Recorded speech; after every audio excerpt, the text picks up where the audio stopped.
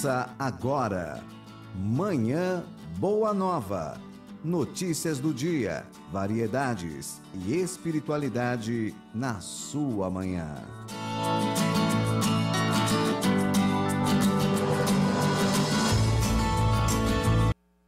Ótimo dia para você que sintoniza o Manhã Boa Nova de hoje, 15 de novembro de 2018. Nós estamos pela Rede Boa Nova de Rádio e pela TV Mundo Maior.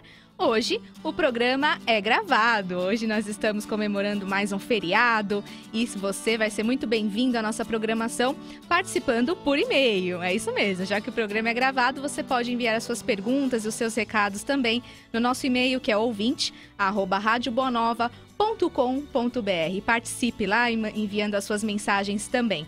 Vamos trazer aqui muitas informações, notícias, espiritualidade e alegria para você começar bem a sua quinta-feira. É muito bom estar aqui novamente. Eu, Vanessa Cavalcante, desejo a todos aqui da técnica, dos estúdios e você que está na nossa companhia uma ótima manhã. Entre os destaques, nós vamos falar que o Diário Oficial da União publicou as condições para a renegociação da dívida do Fundo de Financiamento Estudantil, que é o FIES. E a medida poderá beneficiar 500 mil estudantes que estão com mais de 90 dias de atraso no pagamento. E também vamos falar que agora tem apitos e botão contra assédio em ônibus de Belo Horizonte. O que a doutrina espírita ensina sobre o assédio? Nós vamos responder essas questões e muitas outras aqui no nosso programa com o comentarista, autor e palestrante Reinaldo Gonçalves de Toledo. Bom dia. Bom dia, Vanessa. Um prazer estar aqui com todas, né? Bom dia às amigas e tal, né? Então, bom? Tudo bem. Possamos ter aí uma manhã aí de bastantes reflexões e tal aí, né? À luz da doutrina espírita. Bem-vindo aqui mais uma vez. Ela que é trabalhadora espírita, é comunicadora, Elaine Farina, bom dia. Bom dia, Vanessa. Bom dia, Toledo. Bom dia, Iraci. É um prazer estar aqui mais uma vez, né? Feriado.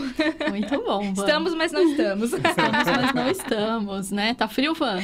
Olha, eu espero que esteja. Senão eu errei no look, mas vocês me perdoam, né? Muito bom. E ela que é escritora e palestrante, Iraci Campos, bom dia. Bom dia, Vanessa. Bom dia a todos que estão nos acompanhando. Bom dia ao nosso amigo que eu estou conhecendo hoje, não conhecia. Bom dia a todos, bom dia você também. E é uma alegria, eu espero que realmente esteja frio. Eu que adoro um friozinho. Não é verdade? Com certeza.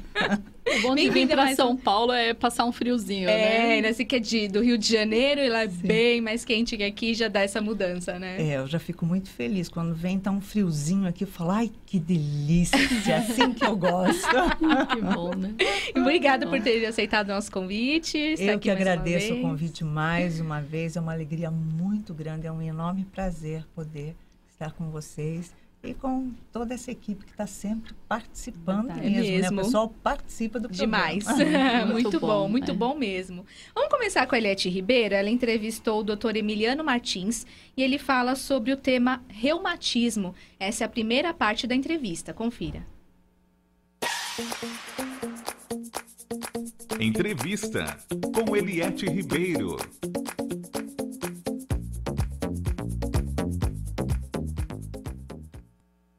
Dados do Ministério da Saúde, o reumatismo atinge cerca de 15 milhões de brasileiros, embora mulheres na faixa de 30 a 40 anos e idosos acima de 60 anos sejam os mais afetados. Este mal pode acometer pessoas de todas as idades, inclusive crianças.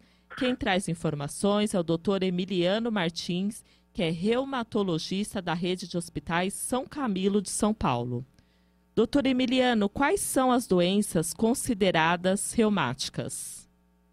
Olha, as doenças reumáticas incluem as doenças reumáticas de fundo autoimune e aquelas, até algumas delas mais prevalentes do que as autoimunes, como a osteoartrite ou artrose, né, que é visto tanto pelos colegas ortopedistas, mas muitos casos por nós, reumatologistas, ou até o clínico mesmo do paciente, né?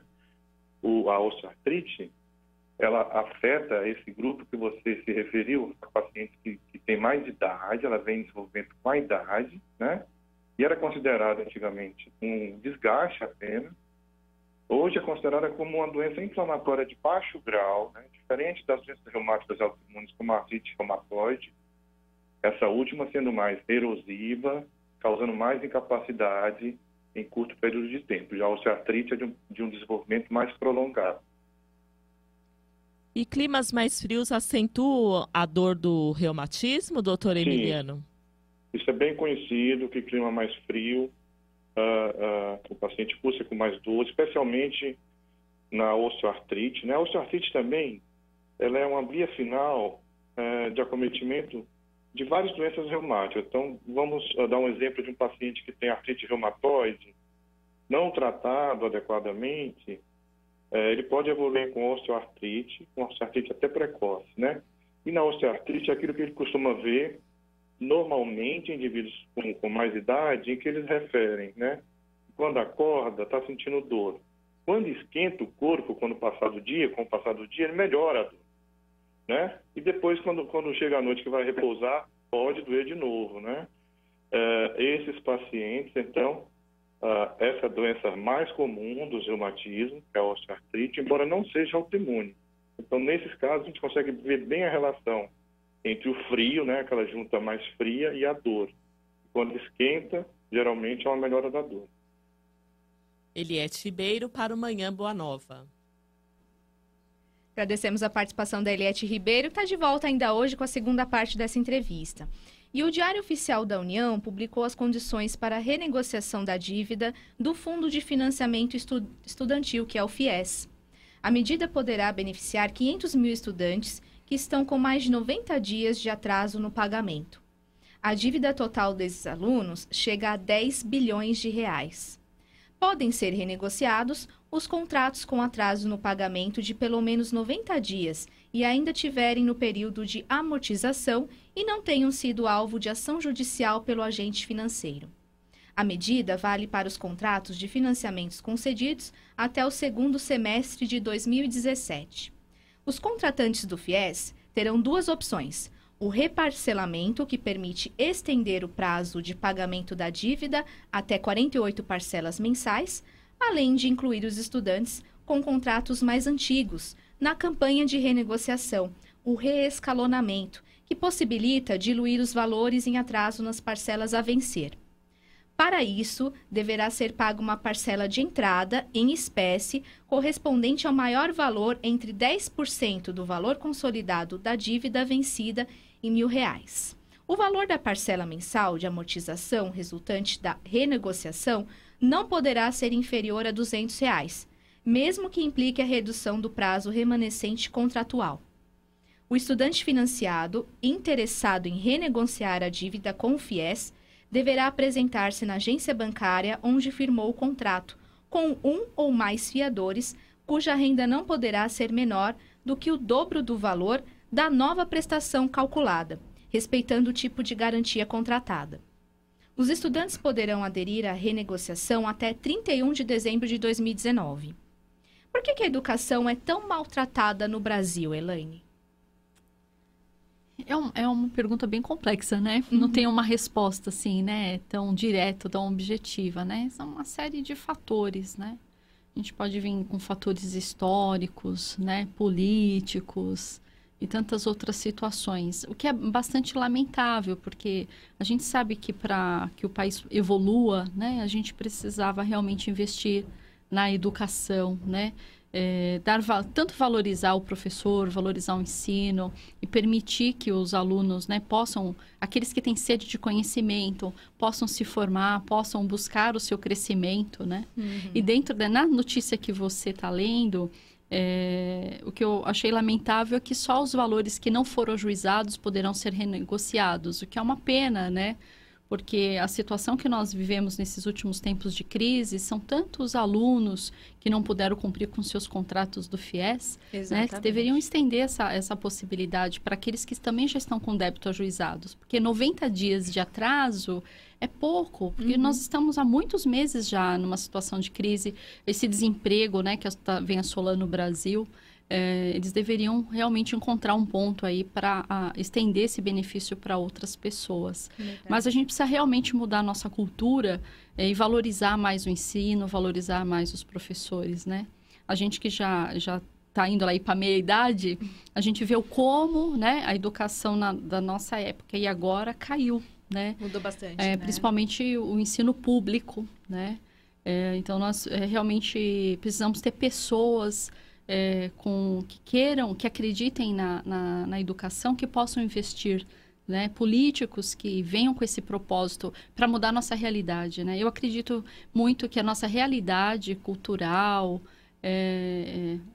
a evolução do Brasil, né? Para a gente sair dessa questão aí de terceiro mundo, precisa ser através da educação, né? Uhum. Então, acho que é um objetivo de todos nós aí, né? O que a gente deseja, né? Sim, Toledo.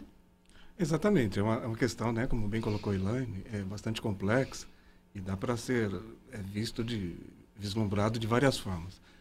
Uma observação interessante é um paradoxo que nós vemos. Por um lado, nós temos um conjunto de legislação, nós temos a Constituição brasileira, ela é festejada no mundo todo, porque ela tem assim um esforço muito grande em estabelecer os direitos fundamentais, entre eles a educação. A educação, na Constituição, assim, ela é repetida constantemente em várias seções diferentes da Constituição. E o Brasil também, interessante, justamente por ter um histórico de violações e de frustrações de direitos sociais, ele construiu todo um ordenamento jurídico justamente para proteger esses direitos fundamentais. Esse é o paradoxo. Por ter tantas lesões historicamente, construir um sistema jurídico e tal para defender. Mas entre o sistema jurídico e a Constituição, que é muito bonita, e as outras leis específicas sobre educação, e a realidade social, há uma grande diferença, há um abismo. Então, assim, legalmente, nós poderíamos dizer que a educação no Brasil, ela foi, assim, bastante contemplada. Mas existe, naturalmente, setores retrógrados da sociedade que não fazem essas leis vigorarem firmemente. Então, existe dever do Estado, segundo a Constituição, para ter projetos de educação, ter um programa educacional, ter instrumentos que deem acesso e assegurem esse direito, mas quando nós olhamos para a realidade, nós vemos que não existe essa concretização. Então, um dos aspectos de ter essa questão tão relegada da educação é porque não existe dos atores sociais, do poder público, ainda está devendo muito em cumprir o que já está escrito na legislação. Só fazer cumprir, né? Exatamente. E aí a gente tem falou, o que esperar, né, de governantes que desviam verba da merenda, né? Desviam verba da educação, então não valorizam o professor, né? Deixam aquele salário tão defasado. E quando eu vejo na televisão aquelas notícias, né, que foi desviado verba da merenda, o verba do material escolar, né, como que a gente pode chegar nesse ponto de descaso com uma coisa que é tão fundamental para o desenvolvimento da nossa sociedade, das pessoas, das crianças, né? Que é o nosso futuro, né? Então, a gente tem que melhorar bem ainda. Olha, nós trabalhamos muito com o ensino, com a educação, com as crianças, né? Na nossa instituição. E a minha visão é um pouquinho mais, digamos, mais abrangente, mais profunda. São vários fatores. A instituição de ensino no nosso país, ela está falida. É exatamente isso que eu enxergo. Há muitos anos, principalmente nas últimas décadas, o ponto que menos se investiu no nosso país foi o ensino. Porque quanto mais ignorante é o povo, muito mais fácil de se manobrar. Sim. Muito mais fácil de se manter preso a medos, a inseguranças, a tantas outras coisas. As condições são cada vez piores e a gente vê as pessoas não saberem e não terem motivação de estudo. Só estuda a pessoa que tem uma condição um pouco mais elevada, socioeconômica, e que tenha incentivo dentro da família. Familiar. Porque, às vezes, a pessoa tem uma condição socioeconômica melhor, mas não tem incentivo na família. Então, a família vai largando. O que acontece? No Rio de Janeiro, eu posso falar do Rio, porque é lá que eu vivo e que nossa instituição atende a muitas instituições ali, comunidades. Uma coisa que é muito comum é que a criança, o jovem, ele chega na 6ª série e ele não sabe ler, ele não sabe escrever. Que triste. Ele desenha o nome, ele desenha as coisas, ele copia, ele não sabe. Mas ele não sabe mesmo, eu não estou brincando. Você pensa que, ao ouvir o que eu estou dizendo, você está pensando assim, não, é porque a pessoa escreve errado. Não, não é. Não sabe mesmo. Ele não sabe mesmo. Por quê? Porque tem uma lei que é proibido reprovar o aluno. Então, simplesmente, o aluno, sabendo ou não sabendo, ele vai passar de ano. E acabou. Então, que espécie de profissionais nós teríamos tomando conta do nosso país, tomando conta da gente? Nosso futuro, né?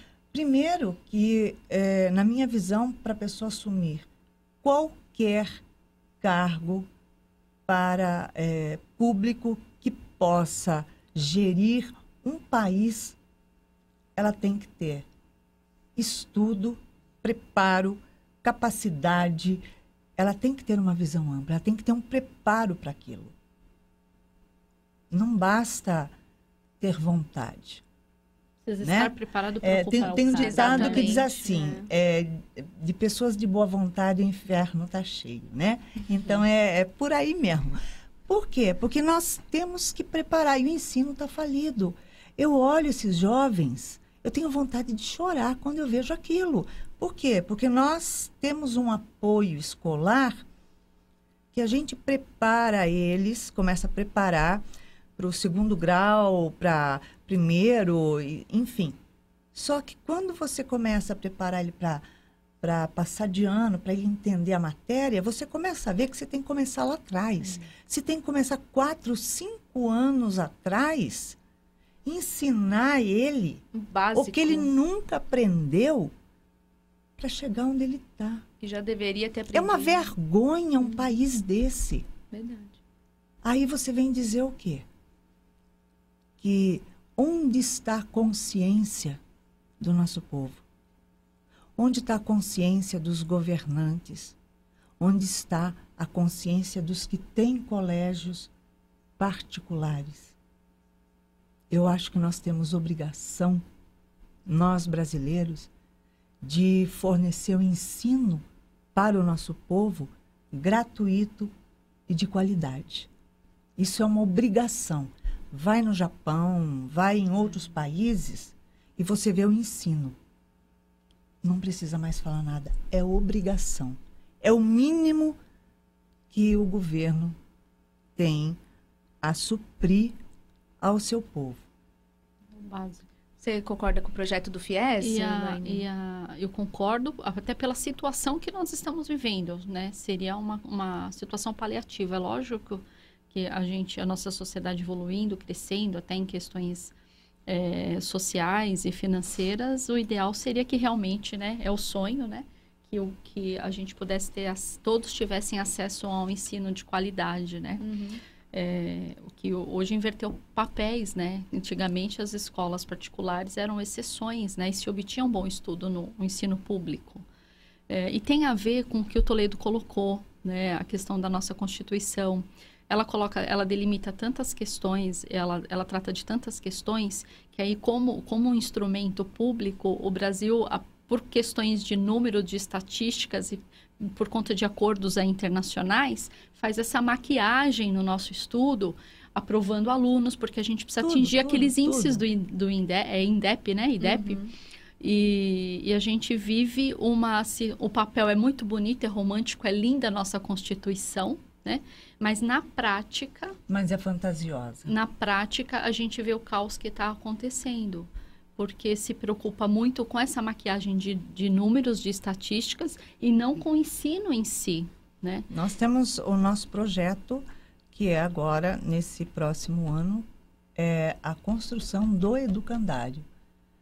E nesse educandário, a gente vai colocar ali o período integral para crianças e jovens e também na área profissionalizante para pais e mães de famílias desempregados, porque, na verdade, esses pais e mães de famílias desempregados, eles têm nada mais, nada menos que 12 anos, 11 anos, 15 anos. Então, é uma criança tomando conta de outra. Nossa, Realmente. Você vê como o negócio é complexo, muito complexo. É uma pergunta que você... A gente traz uma pergunta, mas que traz outras, né? Muito abrangente. Social, assim, muito profunda. Né? Vamos falar sobre isso e outros assuntos depois do intervalo. A gente volta já já.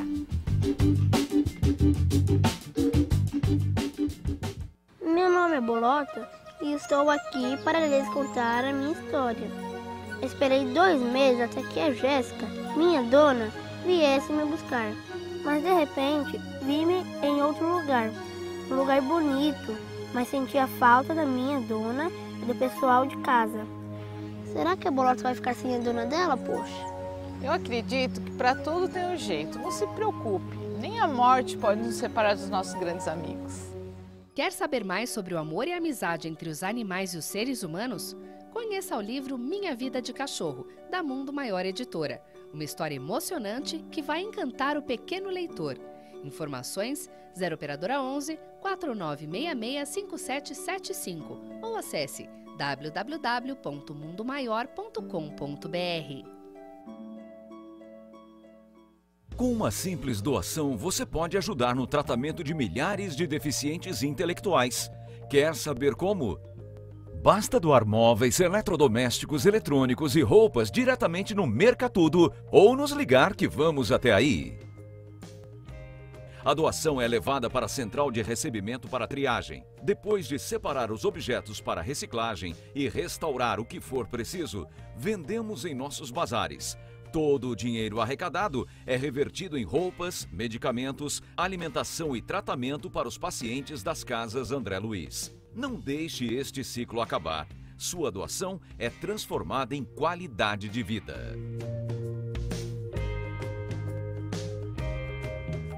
Leve paz e harmonia para dentro de sua casa com a prática do Evangelho no Lar. Com esta obra, você poderá esclarecer suas dúvidas de como, onde e por que realizar esta reunião de estudo, trazendo mais equilíbrio para a sua família. Evangelho no Lar, um livro da Mundo Maior Editora. Informações 0 operadora 11 4966 5775 ou acesse www.mundomaior.com.br.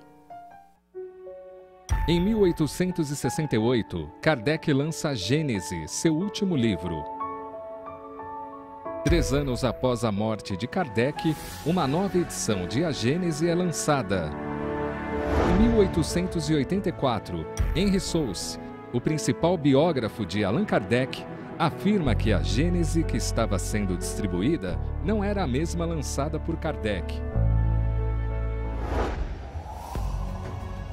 Em 2016, a diplomata brasileira Simone Privato viaja para a França e encontra provas que atestam a afirmação de Henry Souce. Em 26 de maio de 2018, a FEAL, Fundação Espírita André Luiz, lança A Gênese, editada a partir do livro original de Allan Kardec. Adquira já o seu exemplar no site mundomaior.com.br ou no telefone 0 operadora 11 4966 5775. Entregamos para todo o Brasil. Sócios do Clube Amigos da Boa Nova possuem desconto exclusivo.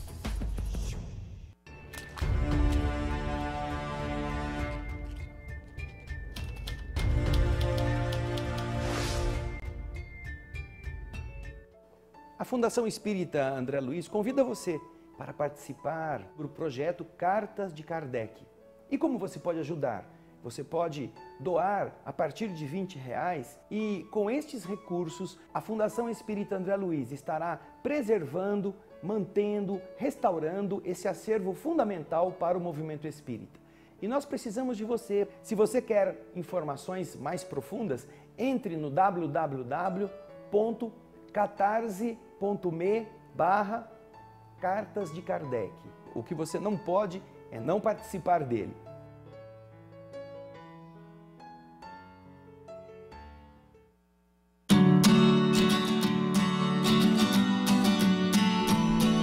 Manhã Boa Nova de volta, e você quer fazer parte da nossa programação de fim de ano?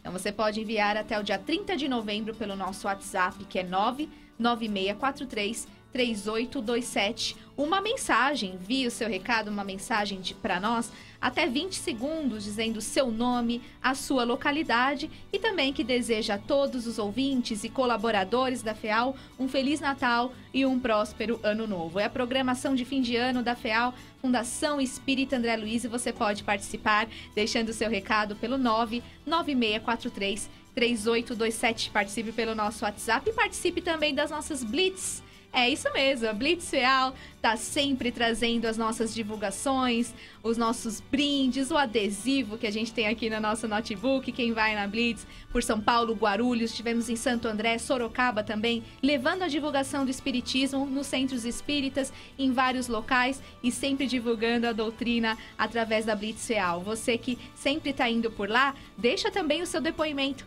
assim como a nossa querida amiga Vera. Deixa um recado que a gente vai acompanhar agora. Blitz FEAL, aqui na União Arautos do Espiritismo, recebendo a nossa ouvinte Vera. Conta para nós como você conheceu a Rádio Boa Nova. Eu conheci a Rádio Boa Nova através da minha sogra, né, que falou que era uma rádio espírita, e sendo espírita, né, aí eu peguei, comecei a ouvir. E através da rádio eu comecei a ouvir os programas e me chamou muita atenção o programa da Delmar, né? Comecei a ouvir. E ouvindo, aí eu tinha algumas questões de depressão, porque eu tive depressão pós-parto, minha filha era pequenininha. E ouvindo, eu falei, nossa, eu preciso conhecer esse lugar, que é Arautos, né? E aí eu venho aqui, frequento aqui desde que minha filha tem 4 anos. Hoje ela está com 12, né? 3 para 4 anos. E assim, a Rádio Boa Nova não é só o programa da Delmar, tem outros que eu gosto, do Adão Nonato, do Dr. Mário. Nossa Senhora, muito bom, Dr. Mário. Adoro o programa do Dr. Mário. O jornal também adoro ouvir. Então eu fico assim na cozinha fazendo as coisas e só ouvindo a Rádio Boa Nova o tempo todo. Parece que é a época da minha mãe que ficava ouvindo rádio, mas eu adoro a Rádio Boa Nova. Há quanto tempo já que você conhece? Desde 2009 que eu ouço. Já sou sócia do clube. Gosto muito. Recentemente que eu pude começar a ajudar, mas, nossa, gratidão pela vibração que tem essa rádio. O que mais que ela representa na sua vida? Representa esse acolhimento, né? Assim, a gente colocar as questões do próximo e ver, que é o que mostra a maioria dos programas, é isso, a gente tem um olhar para o próximo mesmo, né? Com amor, com carinho, né? Eu acho incrível essa rádio mesmo, gosto muito. Tem pessoas que estão te ouvindo agora que ainda não são sócias do clube, então convida essas pessoas para serem também. Gente, vamos participar do Clube Amigos da Boa Nova, porque tem muita coisa boa no clube, que a gente pode comprar livros, e teatro, cinema, a gente consegue algum desconto, mas não só por isso, mas também para poder ajudar a casa, né? Ajudar as casas André Luiz, ajudar a rádio, para poder trazer toda esse benefício que a gente recebe, essa energia boa da rádio. A rádio precisa bastante também, né, disso. Obrigada. Beijo pra Vera, obrigada pela participação, por ter ido à nossa Blitz, deixado essa mensagem tão bonita, né? Tão importante para todos nós, fez o convite para todo mundo participar do Clube Amigos da Boa Nova também. E fique ligado na nossa programação da Rede Boa Nova de Rádio, da TV Mundo Maior. Nós vamos trazendo sempre aonde estaremos nas próximas Blitz da Fundação Espírita André Luiz para você participar também. No primeiro bloco nós falamos aí que foram publicadas as regras para renegociação do FIES, estamos falando sobre esse assunto. Agora, quem está com o FIES atrasado? É por causa de falta de planejamento ou a falta de lidar com o lado financeiro, hein, Toledo? Olha Depende. só, depende. Relativo, né? Nós teríamos que inicialmente lembrar que o país ele vive uma crise muito significativa. Né? As taxas de desemprego nos últimos 2 anos aí, elas cresceram enormemente. Então nós sabemos, né, nós todos sabemos que existem famílias assim com sérias dificuldades financeiras assim nessa virada, nesse momento, né? Além de toda uma conjuntura nacional assim de dificuldade, mas especificamente em relação à crise. E nós sabemos, em momento de crise, o que se corta, né? Se pensar no orçamento doméstico, o que se corta? Corta o que seria supérfluo, não seria de primeira necessidade. Exatamente. Não que seja supérfluo, mas não seria de primeira necessidade, poderíamos dizer assim. Nós cortamos o livro, cortamos, sei lá, um entretenimento, cortamos assim verbos, doações, né? As instituições filantrópicas sofrem muito nesse período de crise, né? E a educação, não sendo um gênero de primeira necessidade, alimentação, saúde, tende a ficar para um segundo plano, né? Então, nós presumimos assim que a maioria dos casos seja uma questão mesmo assim do momento nacional, né? De enfrentamento assim, de cortes de gastos na despesa familiar, talvez. Como investir num estudo se tem fome, né? O próprio Chico Xavier falava, né? Como educar se a pessoa ainda tem fome, né? Você precisa primeiro matar a fome, né? Então, acho que primeiro dinheiro que a pessoa tem, ou o pouco que ela tem, ela vai suprir a alimentação, né? Não tem Onde saco vazio não para em pé, nesse sentido, né? Agora, a gente tem também que educar as nossas emoções. Se você tem um livro sobre isso, mostra para quem está na TV, né, Iraci? E construindo emoções, que eu indico também, porque mostra o livro para ela e o pessoal que está na TV, isso, Facebook, YouTube, pode acompanhar, porque eu já li e indico. Bacana, Conta para nós um pouquinho, então, Iraci. Esse livro, eu costumo dizer que é uma autobiografia não autorizada da gente. Verdade. Porque, olha, ele sacode, né? Ele vem trazendo, assim, um pouquinho de cada coisa do nosso dia a dia, né? Ele vem falando da nossa ansiedade, que nosso país, por incrível que pareça, é o primeiro lugar no mundo em ansiedade. Como é que pode um país tão lindo, né, ter tanta gente ansiosa? O que a gente anda fazendo? Não tem motivo para isso. Vocês acham que tem? Não. Então, não temos motivo para isso. Resposta. Ansiedade, muita ansiedade. Ela vem explicando, a Anísia da Silveira vem explicando egoísmo, né? O que acontece, pessoas controladoras, onde você vai, tem o quadro da pessoa controladora. E o pior, tem-se uma conotação tão distorcida de uma pessoa controladora. A pessoa fala, não, eu sou controladora porque... Então, ela acha que ela é a pessoa mais segura do mundo, porque ela é controladora, ela sabe tudo o que está acontecendo. E, na verdade, né, em realidade, não é isso, né? A doutora Anísia diz assim, que a pessoa controladora, ela, em verdade, ela está escondendo o medo que ela sente. A insegurança dela é muito grande, o medo é muito grande. Então, ela tem a necessidade de querer controlar as coisas para ter a pseudo-sensação de segurança, dizendo, né, emocionalmente, tá tudo sob controle, nada vai acontecer. Mas o que a gente controla na vida? Nada. Nada. Absolutamente nada. E em toda relação, onde tem uma pessoa controladora, tem uma pessoa submissa, né? Então, numa relação que tem a pessoa controladora e a submissa, as aparências ali que predominam.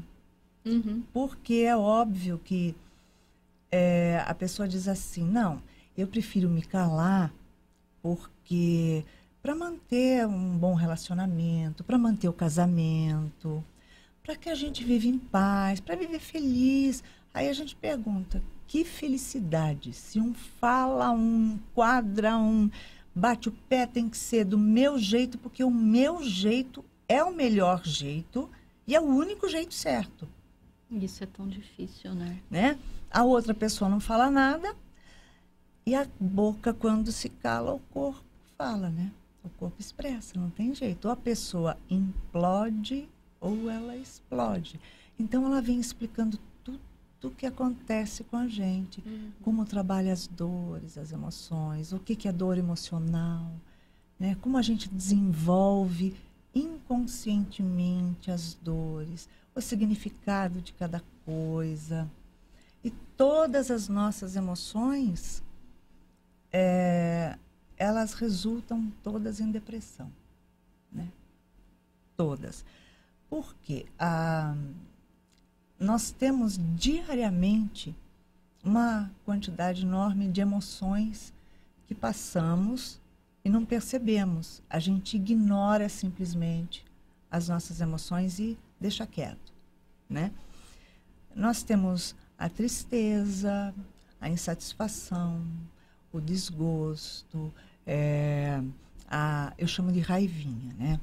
A raivinha. Né? Porque tem gente que fala assim, imagina, eu sou espírita, não tenho raiva. Eu falo, não, a gente é espírito de porco ainda, entendeu?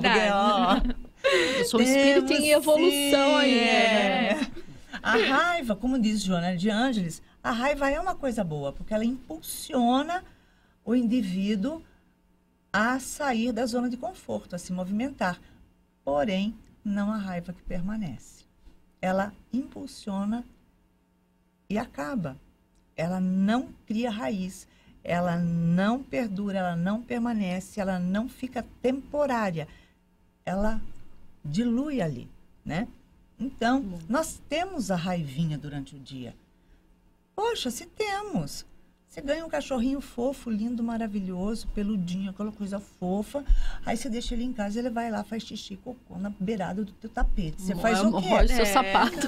Não tem como, né? A primeira gente? coisa que você faz, você grita com ele. Você fala, o que você fez aí? Ele não sabe de onde vem, para que serve, mas ele some da tua frente, né? Ele fala, agora que eu tô correndo perigo de vida. Não sei, não pode acontecer, mas eu dou no pé.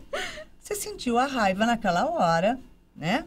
Não tem como. Não tem como. Mas não é por causa disso que você vai exterminar o cachorro também, né? Então, você sentiu, passou, acabou. Então, a gente tem inúmeras situações. A perda, nós temos perdas diariamente. Inúmeras situações de perda. Perda de emprego, perda de amizade, traições, as perdas de amores da nossa vida, afastamentos de pessoas por desentendimentos, depois retornam. Nós sentimos mágoas, ressentimentos, nós sentimos a culpa. Ela fala muito sobre a culpa. Ela diz assim que a culpa não existe. Nós empregamos mal as palavras. A culpa é uma palavra tão pesada que ela destrói o ser. Nós deveríamos substituir a palavra culpa pela palavra responsabilidade. Interessante. Ter um outro olhar, né, sobre isso. Porque a responsabilidade, você sabe que a responsabilidade te coloca numa posição onde você vai fazer uma reparação. Repara, conserta e segue. Você tem a paz. E a culpa não. A culpa você está condenada por toda a eternidade a ser castigada, a queimar no mármore do inferno, né? Não tem como. E se pegar o evangelho, não diz isso. E abre as brechas até para obsessão, né? Exatamente. A pessoa se tortura pela culpa e adoece o corpo, assim, absurdamente. A pessoa pode fazer um exame numa semana, por exemplo, ela pode fazer um PET scan numa semana, ela não tem nada, uma marca. Ela pode desenvolver uma culpa em uma semana devido a uma situação e ela não ter culpa, ela não ser responsável por nada daquilo, mas o jeito, a visão dela referente à situação é de culpa. E se ela fizer um PET scan dali uma semana, ela pode apresentar as células adoecidas. São as nossas emoções, né? Exatamente, a gente não reflete trabalha no corpo também. Agora, o que a doutrina espírita diz, Elaine, sobre a ansiedade, essas outras emoções? Isso, sabe, são assuntos que a gente está sempre refletindo, né? E à medida que a Iraci estava falando, e o próprio Evangelho fala isso, é do bem sofrer e do mal sofrer, né? Porque nós somos espíritos num processo evolutivo, né? Nós não somos perfeitos, somos perfectíveis. Errar faz parte do nosso aprendizado, né? E depende da forma que você lida com esse erro, com essa, né? Porque a gente muitas vezes não erra achando que está errando. A gente age fazendo o melhor que a gente podia naquele momento. E então você ter essa consciência que você não é perfeito, né? E aí entra a questão do orgulho, entra a questão da vaidade, a gente lidar com esses sentimentos e deixar passar, como ela diz, deixa passar a raiva, né? Não dá mais importância para a raiva do que ela tem, não dá mais importância para a culpa do que ela tem. Aquele sentimento negativo, ele vem para um momento de reflexão. Né? Depois você aceita que você ainda é um ser imperfeito e bola pra frente, vou fazer melhor, né? Então, aprende com eu não aquilo, posso, o que eu fiz está feito, mas eu vou fazer melhor, né? Porque não existe o Deus que castiga, né? Eu uso muito isso nas minhas palestras, assim. Deus não te jogou aqui e falou, vai lá sofrer, que eu vou ficar de olho para te castigar. Não é assim, né? Então, nós estamos aqui tendo oportunidade de ser melhor. Então, se eu errei, se eu falhei, se eu tinha uma crença equivocada, eu tenho oportunidade de ser melhor, de fazer melhor, né? E quando a gente consegue viver com esse sentimento no dia a dia, na prática, a gente não entra nesses processos depressivos, né? Ou de ansiedade, ou de angústia, ou de culpa. A gente aceita o sofrimento e deixa ele passar. E o Evangelho fala isso, o bem sofrer e o mal sofrer, né? O mal existe, mas como eu lido com ele... A gente sofre porque a gente faz a opção. Porque você pode passar pela dor, mas sem sofrimento. E a dor é uma coisa que é inerente da nossa natureza, porque nós estamos aqui para passar por esse processo de crescimento. A dor? Eu não quero mais sentir física isso, também, né? Eu não quero sentir isso, eu não quero viver isso. Acho que eu estava ouvindo você na hora que eu saí daqui de manhã, no Rádio Revista, e eu fui refletindo sobre isso, uma ouvinte dizendo, poxa, vira e mexe, eu caio em depressão, eu não quero mais ter esse sentimento, eu oro muito, mas eu me pego com esse sentimento ruim. Pensamentos. Mas isso faz parte da nossa natureza. E aprender a lidar com isso é que é o desafio. É um desafio. Foi feita uma pesquisa nos Estados Unidos e na Europa. E a conclusão e os números que chegaram foram os mesmos. Em 7 anos, ou seja, até 2025, a causa morte número 1 no mundo será suicídio por depressão. Por quê? Ela está escrevendo já nesse próximo livro que todo o sistema científico na área da saúde, tudo que se trata na área de saúde, ou seja, do pescoço para baixo, está tudo praticamente sob controle. Por quê? Porque estão sendo descobertos. Mas a área da psiquiatria, a área da psique do ser humano, a área das emoções é uma área falida. A psiquiatria está falida. Ela fala exatamente isso. E eu estou preocupada, porque ela fala e eu que apanho depois. E é um grande desafio, né? Eu tenho um livro do Hamed, que é o... vou tentar lembrar o nome, eu falei dele hoje aqui. Já vou lembrar, tá, que é minha Qual a sua opinião, Toledo? Não, elas foram bem completas, né? Nisso, o que nós poderíamos observar também, em conjunto, né, em complemento, é que existe um movimento da alma. Nós estamos na vida, nós vamos lá e ferimos nosso semelhante. Nós fizemos algo assim, um desequilíbrio. A consciência, né, o autoconhecimento, a reflexão sobre aquilo que nós fizemos, ele, para crescimento espiritual, ele tem que gerar uma compunção do coração. Assim, um arrependimento. É o arrependei-vos de Jesus. Arrependei-vos e reconciliai com o adversário. Então, nesse momento, é um tipo de pesar pela nossa conduta. Aí, a partir daí, há 2 caminhos. pode ir para o caminho de uma culpa aí negativa, que gere um tipo de enfermidade assim global, ou pode, a partir desse momento que nós temos consciência, nós temos o pesar, nós temos a compulsão, nós queremos o arrependimento e a reconciliação, então isso gera um brio interno para você ir lá e refazer. Então existe um pesar positivo, que é o da autoconsciência, da eliminação, é o reconhecimento de que nós ferimos nosso semelhante, por exemplo, e isso gera esse arrependimento, esse pesar, um desejo muito intenso de reconciliar e reharmonizar. É a harmonia com o semelhante, é a convivência fraterna, não de rejeição, ou passar por cima, nem esquecer. Enquanto nós não reconciliarmos com o semelhante, jamais nós teremos paz. É verdade. Isso é verdade. Precisamos nos educar, né? O que os espíritos falam sobre essa educação, hein, Elaine?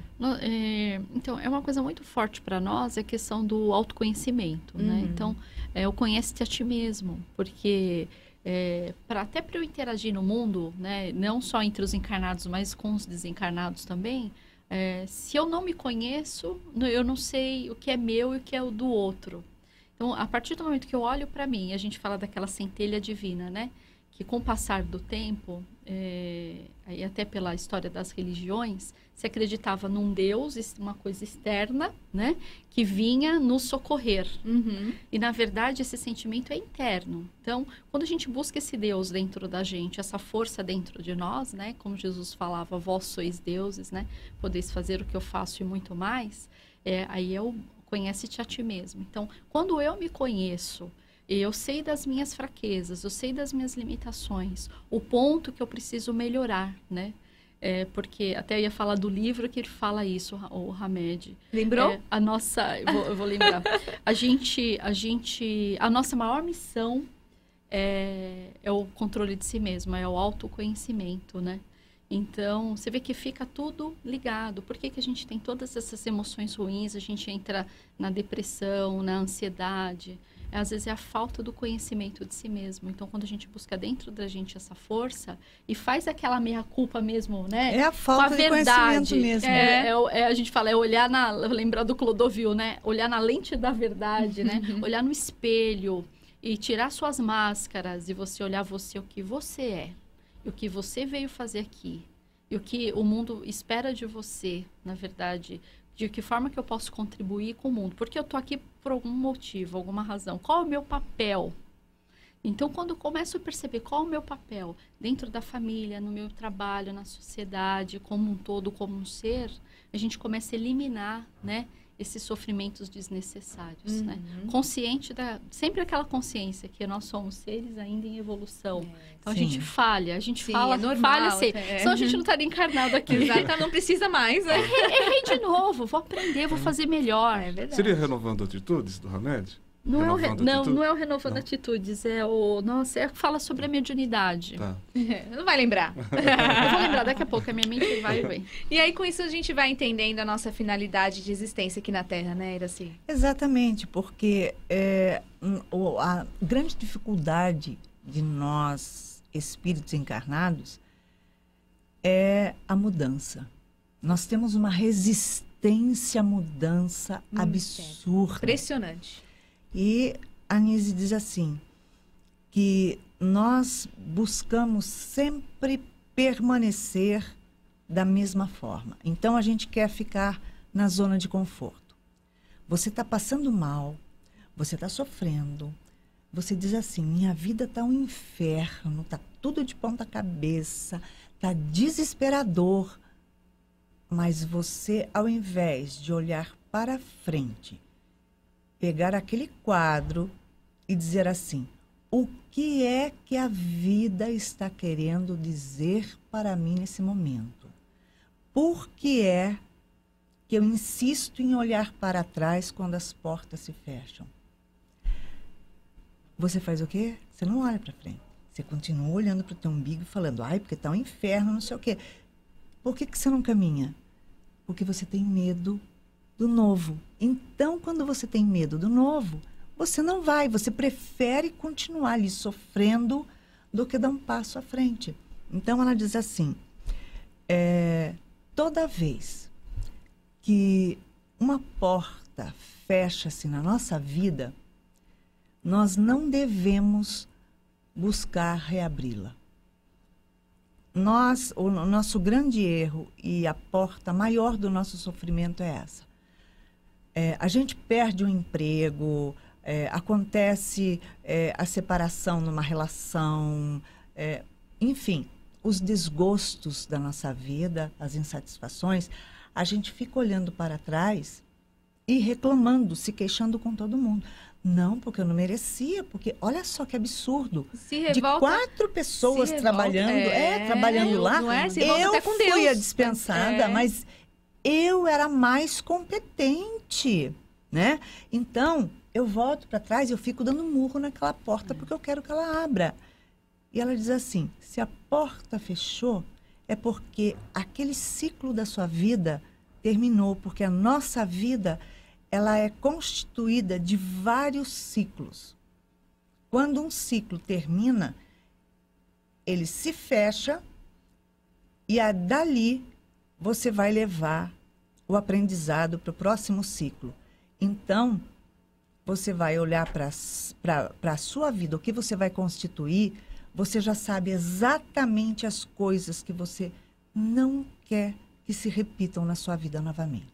Você pode não saber o que você quer exatamente, mas o que você não quer que se repita, você já sabe. Porque já aconteceu, você já tem experiência, já cresceu também com isso, né? E ela diz, 99 portas estão abertas, escolha uma e comece a escrever uma nova história. E aí vão vindo essas mudanças, né, Toledo? Eu lembrei. Eu lembrei. Sim. Lembrou. Imensidão dos sentidos. Então tá indicado. Imensidão dos sentidos. Isso aí, tá indicado, pessoal. Mas é verdade, né? O crescimento espiritual, assim, é como se fosse descascar uma cebola, são como esferas, são novas dimensões. E a hora que nós avançamos, trocamos o ciclo, avançamos uma dimensão, nós vemos as coisas diferentes, né?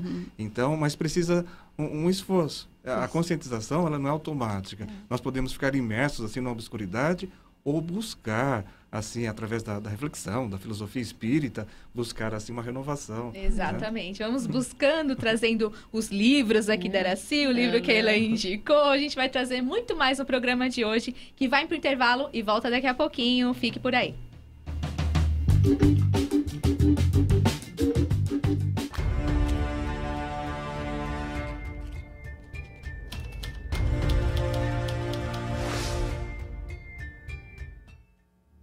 O Espiritismo em mãos inimigas. Um pouco mais de 3 meses após a morte de Allan Kardec, o grupo que dirigia as atividades do Espiritismo nascente funda a Sociedade Anônima da Caixa Geral e Central do Espiritismo. A nova organização tinha um enquadramento jurídico essencialmente comercial. Permitia a obtenção de lucros e a remuneração de seus diretores. Estava armada a arapuca que faria um enorme estrago no espiritismo.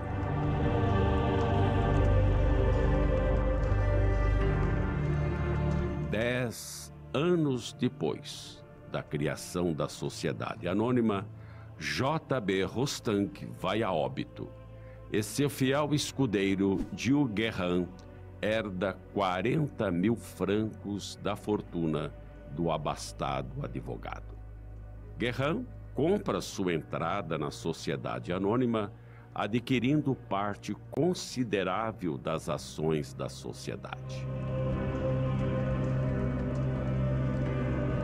Rapidamente, o grupo de pessoas fiéis a Kardec, como Alexandre Delanne e seu filho Gabriel Delanne, Léon Denis, Berthe Fropo e outros tantos, fundam a União Espírita Francesa e passam a editar bimestralmente o periódico L'Espiritisme. Tal ação se deu em virtude de que o grupo fiel a Kardec percebeu que a Sociedade Anônima estava tomada e com seus objetivos originais completamente desvirtuados.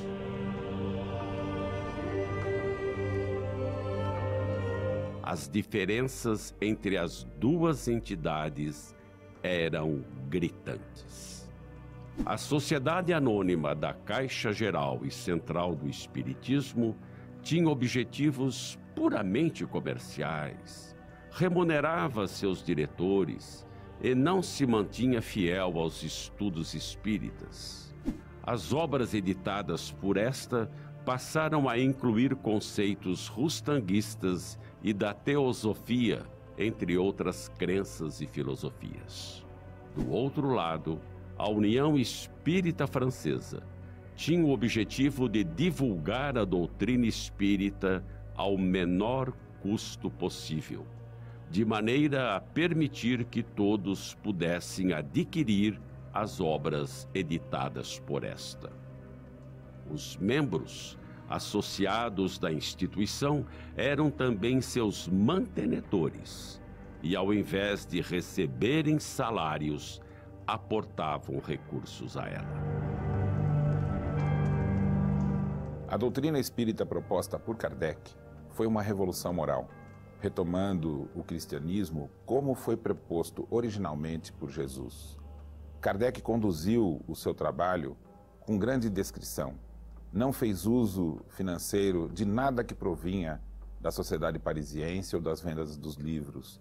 Tinha uma vida frugal, ele e sua esposa. Porém, as forças espirituais que desejavam esconder essa revolução e manter o mundo velho fizeram uso de diversos artifícios, entre eles o interesse econômico de alguns médiuns, como Lemarie, que nas dificuldades financeiras de sua família, viu no espiritismo a saída para superá-las.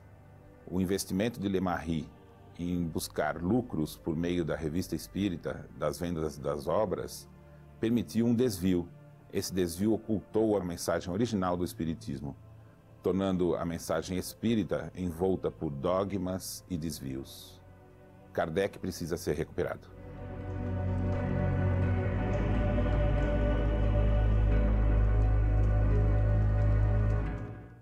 Olá, queridos ouvintes e telespectadores da Rádio Boa Nova e da TV Mundo Maior. Meu nome é Fernanda Fernandes e eu sou apresentadora do programa Descubra o Seu Caminho. E eu vim te fazer um convite especial. Pegue agora o seu celular e venha curtir os nossos Instagrams, @Rádio Boa Nova, @TV Mundo Maior. Lá você acompanha os bastidores da nossa programação e um pouquinho do que acontece nos estúdios da rádio e da TV. Você confere conteúdos espíritas, mensagens para renovar o seu dia e também, é claro, acompanhar os comunicadores dos seus programas favoritos. É isso mesmo, já estou esperando sua mensagem. Venha fazer parte da nossa família, @Rádio Boa Nova, @TV Mundo Maior. Esperamos você. Há 70 anos, a Força Expedicionária Brasileira desembarcava na Itália para lutar na Segunda Guerra Mundial. Em um cenário de batalhas, soldados corajosos enfrentam os horrores da guerra, amparados por espíritos de luz. O reencontro de heróis, lutando para vencer. Conheça nas entrelinhas deste romance a verdadeira história por trás da guerra. Diante de lembranças marcantes, renasce um amor verdadeiro que transcende o tempo. Informações, ligue 11 4964 4700 ou mundomaior.com.br. Ao comprar livros, DVDs e CDs na loja virtual Mundo Maior, você patrocina a divulgação espírita do maior complexo de comunicação espírita do mundo. Compre através do nosso e-commerce. Invista em um planeta de regeneração.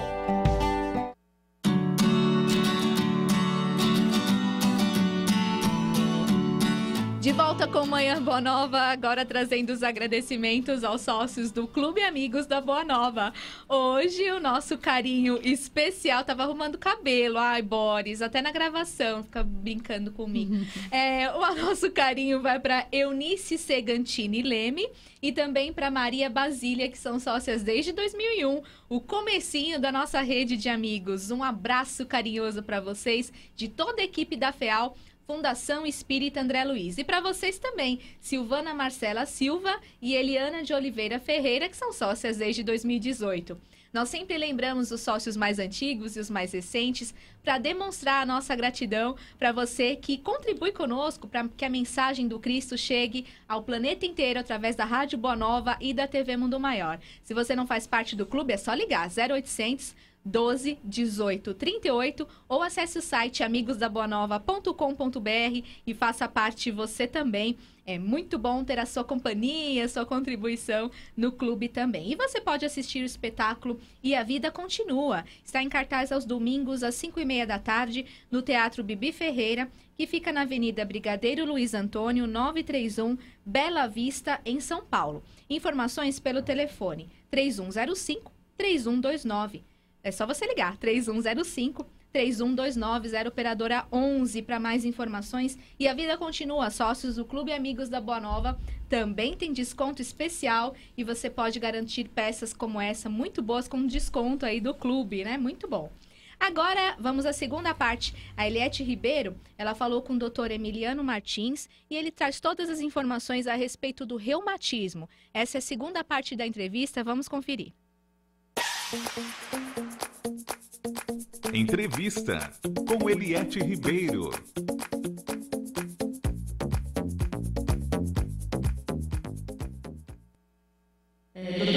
No dia 30 de outubro é o Dia Nacional da Luta contra o Reumatismo. Foi uma data escolhida para trazer informação sobre os sintomas e tratamentos do reumatismo. Mas é possível prevenir o reumatismo, doutor Emiliano? Então, aí, como eu falei, a gente precisa dividir as doenças reumáticas naquelas doenças reumáticas autoimunes, né, que são mais erosivas. Essas têm um fundamento genético, né? Então, a gente sabe que quem tem na família doença reumática autoimune, como artrite reumatoide, é o protótipo das doenças reumáticas autoimunes, espondilite anquilosante, artrite psoriásica, né? Ou mesmo lúpus, esses têm mais chance de desenvolver, se tem na família, do que quem não tem. Só que a maioria dos casos não é esse, né? A maioria dos casos são lesões regionais, de partes moles ou mesmo ósseas ou articulares. E a mais comum, como eu falei, é aquilo conhecido como osteoartrite ou artrose, né? Que ocorre com o passar da idade, geralmente. Mas o que pode ser feito para a prevenção? Então, a osteoartrite, que é a mais comum, a artrose, ela é mais comum em obesos, né? Indivíduos submetidos a sobrecarga articular, né? Aqueles que se expõem a uma sobrecarga articular maior, naqueles indivíduos, como eu já falei, que têm doenças inflamatórias agudas, como gota, artrite séptica, artrite reumatoide, podem fazer uma osteoartrite. Então, a prevenção passa pelos cuidados com a doença de base, caso haja alguma, também evitar traumas, fazer uma preparação adequada para a atividade física, né? Então, é possível o portador de doenças reumáticas praticar atividade física? Sim, é possível, é até recomendado. Claro que dentro da classificação que eu já falei, existe sempre o melhor tipo de atividade para cada tipo de acometimento que o paciente, porventura, apresenta. Sendo que elas devem passar por alongamentos, manutenção da amplitude de movimentos e um reforço muscular progressivo, bem como a orientação postural desses pacientes, porque a má postura é causa de muita piora e muita dor nesses pacientes. Artrite reumatoide, ela é uma doença que gera incapacidade? Sim, ela pode gerar. A artrite reumatoide é o protótipo das doenças reumáticas autoimunes. Quando a gente fala protótipo das doenças reumáticas, ela é uma doença que pode acometer outros órgãos, mas ela é a característica da doença reumática que acomete as articulações, né, criando um tecido inflamatório nessas articulações acometidas, que é conhecido como panos, né? Esse tecido, ele se desenvolve com a inflamação de uma maneira até rápida em alguns pacientes, mais insidiosa em outros, e ele é capaz de deformar essa articulação que acaba perdendo o movimento, né? Hoje em dia, com o advento de novos remédios e o diagnóstico mais precoce, a gente consegue prevenir muitas das deformidades que nós não conseguíamos anteriormente, né? Então, a partir da década de 80, com o advento dessas drogas que modificam o curso da doença e as deformidades, são drogas que modificam as deformidades. A gente consegue preveni-la, né? E foi criado um termo como droga modificadora do curso de doença. que são as drogas preconizadas para o tratamento, desde quando haja um diagnóstico preciso de uma artrite reumatoide ou das outras doenças que compõem a família das artrites inflamatórias autoimunes. Eliette Ribeiro para o Manhã Boa Nova. Agradecemos a participação da Eliette Ribeiro. Um grande abraço para a nossa jornalista, sempre trazendo entrevistas aqui para o Manhã Boa Nova. E a FEAL, Fundação Espírita André Luiz, lançou o projeto de financiamento coletivo. É a campanha Cartas de Kardec, que tem mais de 740 manuscritos deixados por Allan Kardec, que sobreviveram após 150 anos de perseguição. O acervo, embora se encontre em boas condições, ele atravessou as intempéries do tempo e parte dos seus documentos precisam ser restaurados, higienizados e também digitalizados para que se tornem disponíveis ao público, pesquisadores e também estudiosos da doutrina espírita. Nós estamos com o projeto Cartas de Kardec, que você pode ser um apoiador, colaborar com este projeto também. É só acessar o site catarse.me/Cartas de Kardec. Seja um apoiador, tem várias recompensas, mas a maior delas é trazer divulgação do espiritismo por meio aí das cartas escritas por Allan Kardec. Então participe pelo catarse.me/Cartas de Kardec. Qual que é a importância de sabermos a história do espiritismo e do movimento espírita, Toledo? Olha, Vanessa, a hora que nós tivemos conhecimento desse projeto das Cartas de Kardec, automaticamente nós lembramos do projeto da Simone Privato, que fez o resgate da Gênese, né? Um evento espetacular lá, né? Coordenado pela nossa querida Júlia Nezu. E nós vimos aquele trabalho que ela fez de resgate, de pesquisa séria. Ela demonstrou assim a autenticidade da primeira edição, assim, inquestionavelmente. E houve. E aí ficou para nós, assim, essa lição, que existe pessoas, às vezes, com outros fins, que podem, assim, desencaminhar, assim, todo um conjunto de ensinamento, etc. Então, nós lembramos imediatamente disso e vimos quanto aquilo foi importante, e também essas cartas de Kardec. É também, assim, um resgate. Se nós vemos dentro da tradição cristã, né, cartas sempre foram, assim, elementos muito importantes, assim, de doutrina e de propagação do Evangelho. Nós vamos ver isso, por exemplo, em São Vicente de Paulo, inclusive, que contribui no Evangelho segundo o Espiritismo, né?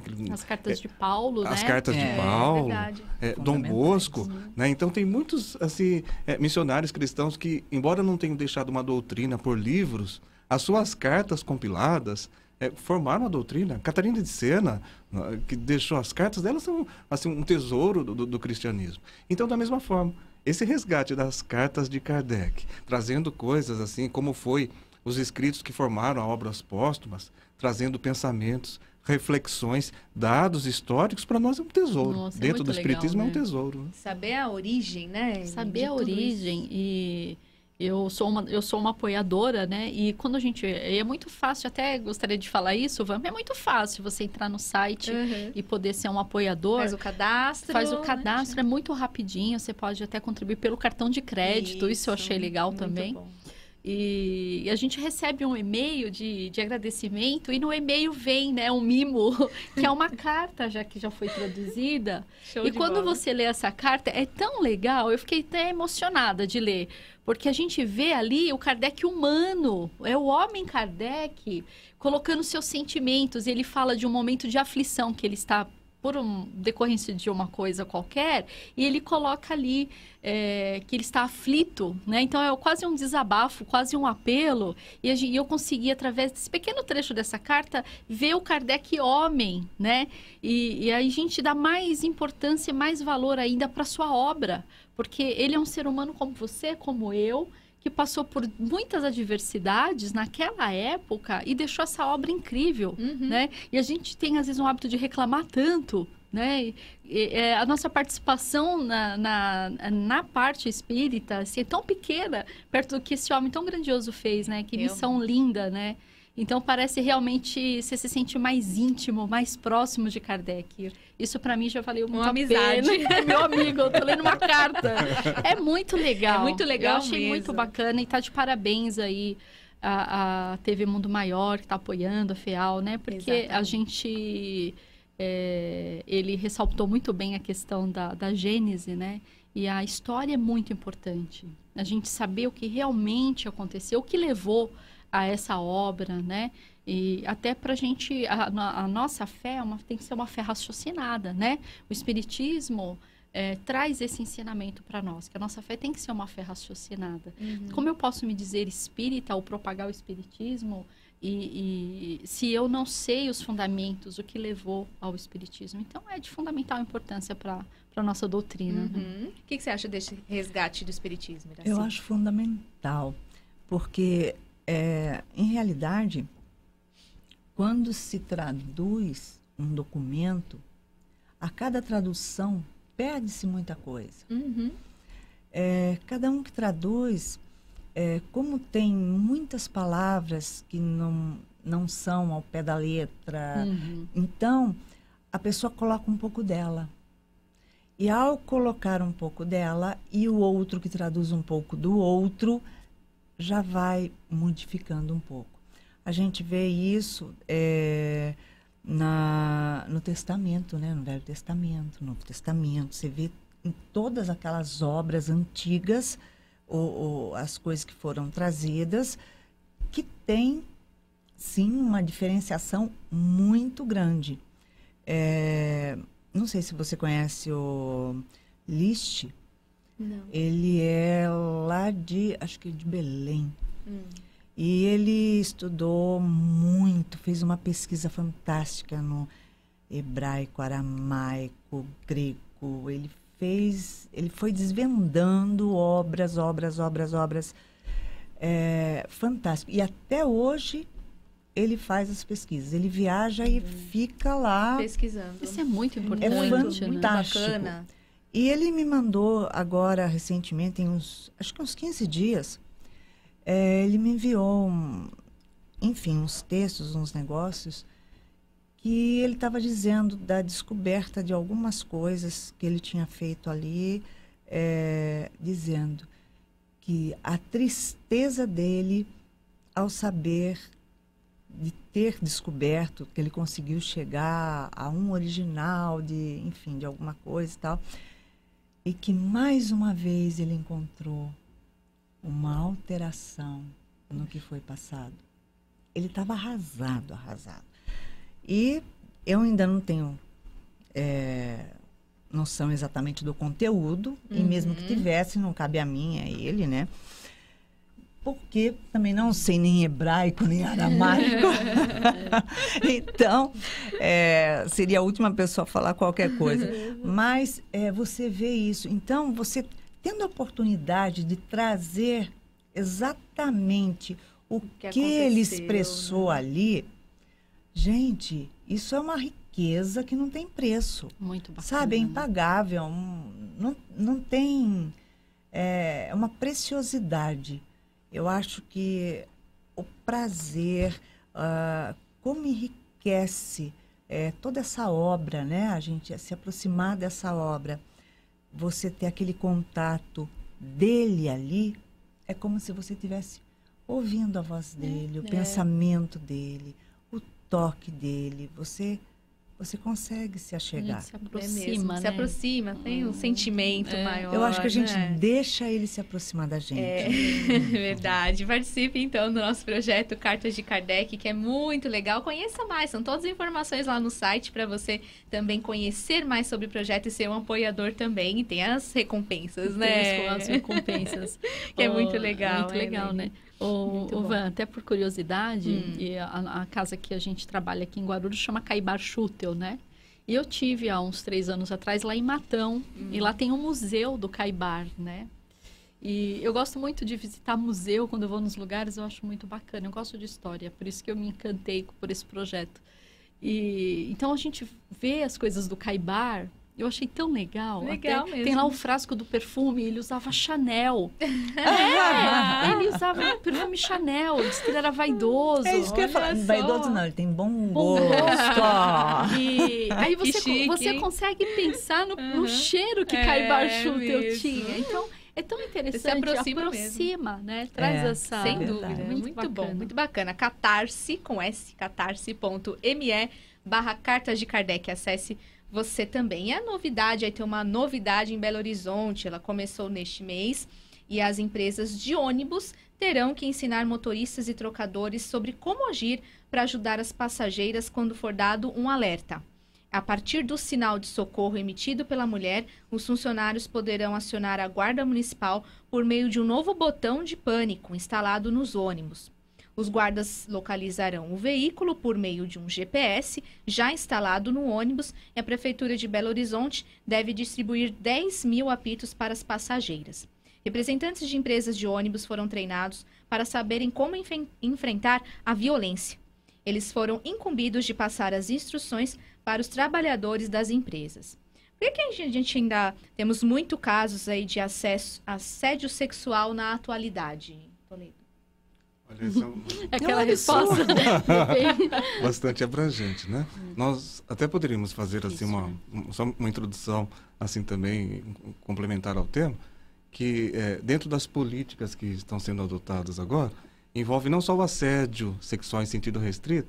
Então, assim, né, como um programa de utilidade pública, é interessante ver que o assédio sexual é crime. E no Código Penal, nós temos vários tipos penais na seção de crimes contra a dignidade sexual. Então, nós temos ali o estupro, a importunação sexual, o assédio, a fraude sexual.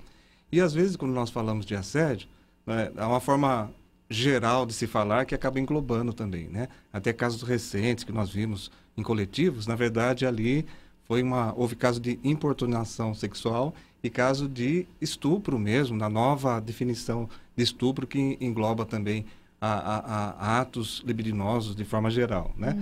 Então nós vamos falar, se tratar de assédio assim, mas sem se prender às figuras penais assim, mas falando de forma geral, assim, todo tipo de violência, de constrangimento assim de alguém ou outro com fim libidinoso, com desejo de obter uma vantagem sexual, na forma que está definida, né? Constranger alguém com a finalidade de satisfazer a própria lascívia, a própria volúpia, né? Nesse sentido. Por que tem aumentado?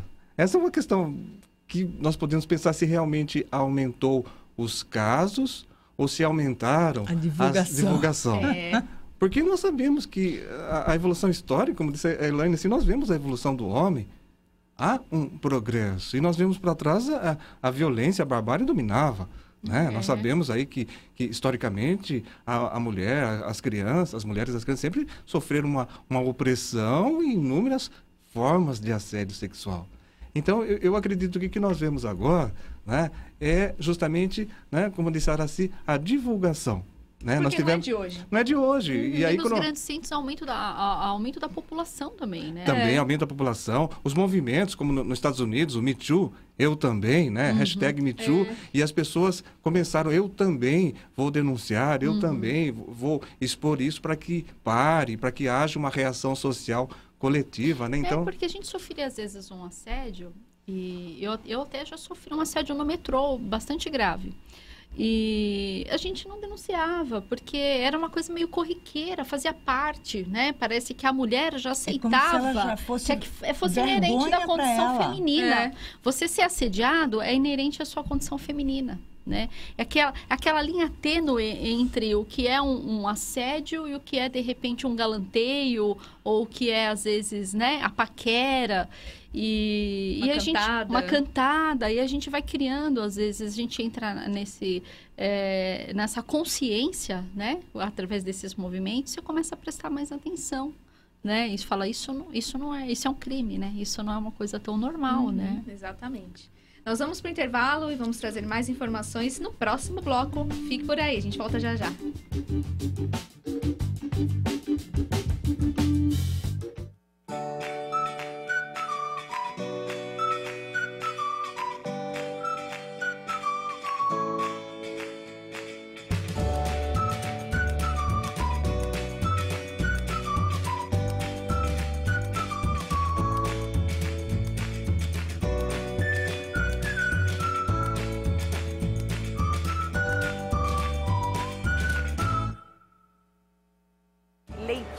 Para mim, é a base de tudo. A educação que falta nesse país é porque as pessoas normalmente não leem.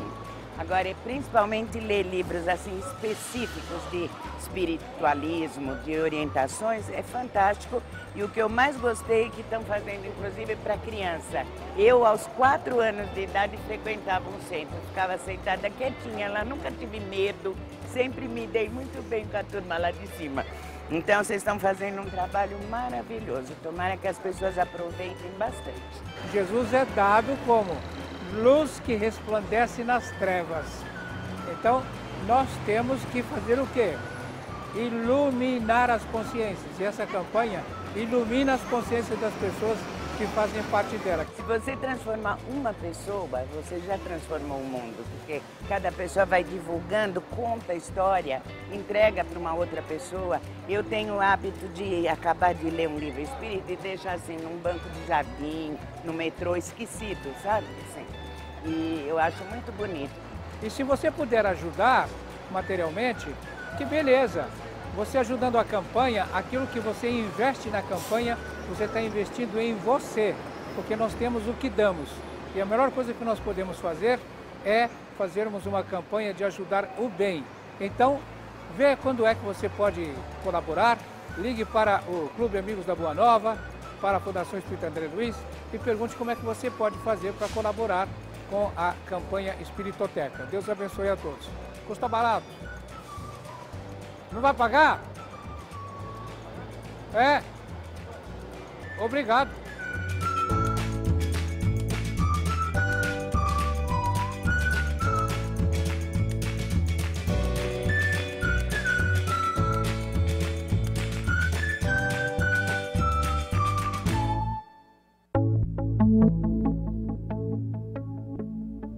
Não pode de forma nenhuma a rádio, essa TV, Mundo Maior, terminar. De jeito nenhum. Não tinha nada. Não te sentia nada. De repente, uma dor na barriga, que era um câncer.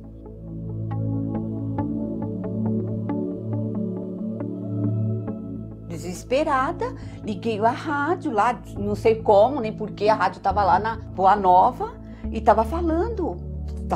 O meu problema estava ali. A Rádio Boa Nova, a TV Mundo Maior, fez a minha vida mudar da água para o vinho.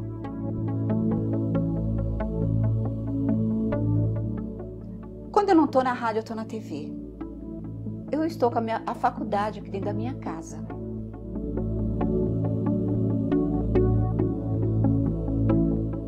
Temos Deus como pai e a doutrina como mãe.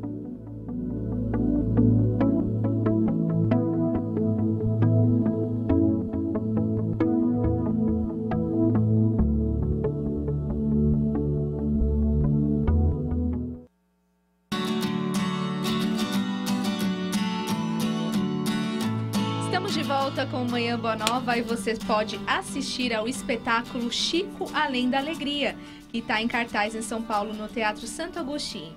Se existe vida após a morte, com certeza existe Chico Xavier além da alegria de um povo.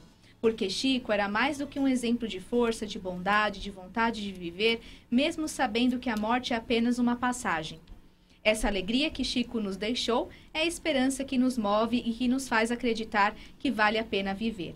Sócios do Clube Amigos da Boa Nova têm um desconto especial nessa peça teatral, o Teatro Santo Agostinho fica na rua Apeninos, 118, pertinho da Estação Vergueiro do metrô, aqui em São Paulo. Então você confere o espetáculo Chico Além da Alegria, vale a pena aí a nossa indicação. Os sócios sempre têm descontos especiais na peça teatral também como essa, né? Em outras também. No bloco anterior, nós estamos falando que agora tem apitos e botão contra assédio em ônibus de Belo Horizonte. A gente começou a falar um pouquinho sobre assédio sexual também. Agora, como que as famílias elas podem ajudar nesse quesito para que os filhos não se tornem assediadores também, hein, Iraci? Educando, né? Educando. Uhum. Porque a orientação é o que tem de mais importante dentro do núcleo familiar. O diálogo, a conversa, de olhos nos olhos, não é o grito, não é o xingamento, não é a repressão, não é isso. Imposição. Não, não é. Nós temos já aconteceu várias vezes, mas uma das famílias, por exemplo, que nós atendemos, que a nossa obra social assiste, a mãe veio dizer que o irmão estava bulinando a irmã. Eles tinham um ano e meio de diferença. Ela devia ter 6 anos por aí, e ele 1 ano, 2 a mais, alguma coisa assim. Mas o comportamento é que foi errado da mãe. Por quê? Ela vem, ela fala na frente do irmão, na frente dos dois. E que ia levar, e que ia bater, e que ia fazer, e que ia acontecer. Não é assim. Onde está a educação dessa criança? Então, quer dizer, falta princípios, falta um sentido de núcleo familiar, o respeito de família. Porque uma das coisas que está se extinguindo, que está se esvaindo hoje, é a maior preciosidade da humanidade. O sentido e o respeito à família. E isso é uma coisa que não pode acabar. Por quê? A família é onde a gente vem desenvolver os laços de amor exatamente por aqueles, quem sabe foram nossos algozes, ou onde a gente vai aprender a amar mesmo. É fácil amar o de fora. Pendura a escova de dente junto para ver o que é que acontece. Aí é que é difícil. Realmente. As né? nossas ligações estão então, ali. Tá né? No rame todo dia. Então, aí nós vamos fazer o quê? Educar a mãe, educar o pai, que aparece de vez em quando. Por quê? Porque todo mundo dormia no mesmo quarto, não sei o quê. E é óbvio que as crianças também observaram alguns comportamentos do pai e da mãe. Repetem, né, comportamentos. Então, que são exemplos, você está vendo que não é assim. Aí quando vê o que acontece, faz o quê? Grita. Eu posso, porque eu sou adulta. Você não pode, porque você é criança. Então, não é assim. Difícil, assim. Né? Educar não é fácil, né? Exatamente. E não é através também a educação sexual, ela deve ser dada em casa com uma orientação, quando está na idade certa. Não é na escola, a não ser que vai ter a aula de ciências, o científico ali que está mostrando o corpo humano, papapá. E não educação sexual, que é diferente do que essas cartilhas, como uma secretária da minha casa trouxe que o filho recebeu na escola, de 6 anos. Eu fiquei chocada com a idade que eu tenho, meus 35 aninhos. Entendeu? Eu falei assim, gente, o que é isso? Peraí. É complicado. Isso nunca vi na minha vida. Falei, como assim? Ele tem 6 anos. Então, aí você fica vendo umas coisas assim, você fala assim, peraí, isso não é educação sexual. A escola compete orientar, né? Trazer o conteúdo cultural e vamos em frente. Agora, esse tipo de educação é dentro de casa. E a pessoa que tem esse conflito, o estuprador, ele tem um conflito que ele traz de criança. Um conflito geralmente com a mãe ou com o pai, que ele traz desde bebê. Isso a gente aprende eu aprendi, por exemplo, com Nise, né? Algumas coisas. Mas isso é uma coisa que Joana de Ângeles traz nos livros dela, Jung traz também. Então, você vai entendendo o que acontece. Então, na verdade, a pessoa também é um sofredor. Com certeza. Né? Então, a pessoa tem uma certa doença. Mas não vamos nós, mulheres, né?